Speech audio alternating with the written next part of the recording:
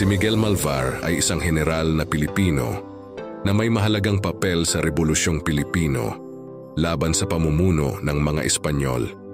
Ipinanganak noong 1865, lumaki siya sa Batangas kung saan naging matagumpay siyang magsasaka at negosyante. Nang sumiklab ang revolusyon laban sa pamumuno ng mga Espanyol noong 1896, sumali si Malvar sa paglaban para sa kalayaan.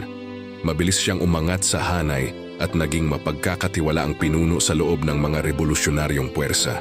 Kilala sa kanyang madiskarteng pag-iisip at katapangan, pinangunahan niya ang kanyang mga tropa sa ilang matagumpay na pakikipaglaban sa mga puwersang Espanyol.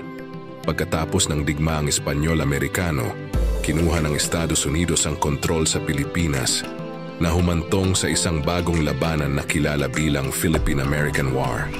Ipinagpatuloy ni Malvar ang pakikipaglaban para sa kalayaan ng mga Pilipino. Ngunit sadyang mas malalakas ang puwersang Amerikano at ito ay nagbigay ng malaking hamon sa kanya. Sa kabila ng napakahirap na pagsubok, nanatiling matatag si Malvar sa kanyang pangako sa layunin ng kalayaan ng Pilipino. Pinamunuan niya ang kanyang mga tropa ng may tapang at determinasyon na nakuha ang paggalang ng kanyang mga kaalyado at mga kalaban. Noong 1902, nahuli si Malvar ng mga puwersang Amerikano at pagkatapos ay sumuko. Minarkahan niya ang pagtatapos ng kanyang aktibong pakikilahok sa labanan.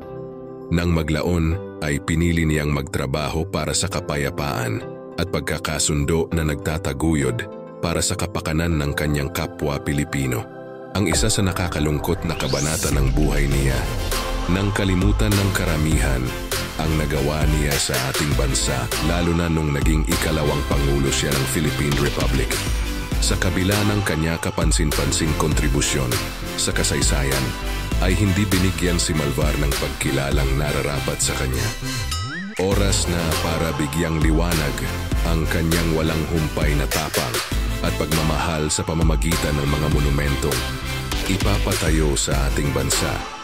Hindi lang sa bayan niya sa Batangas kundi sa buong Pilipinas na nagbibigay pugay dito, nakalimutang bayani. Maraming salamat po sa panonood. Huwag kalimutang i-like ang videong ito. Hanggang sa muli, paalam!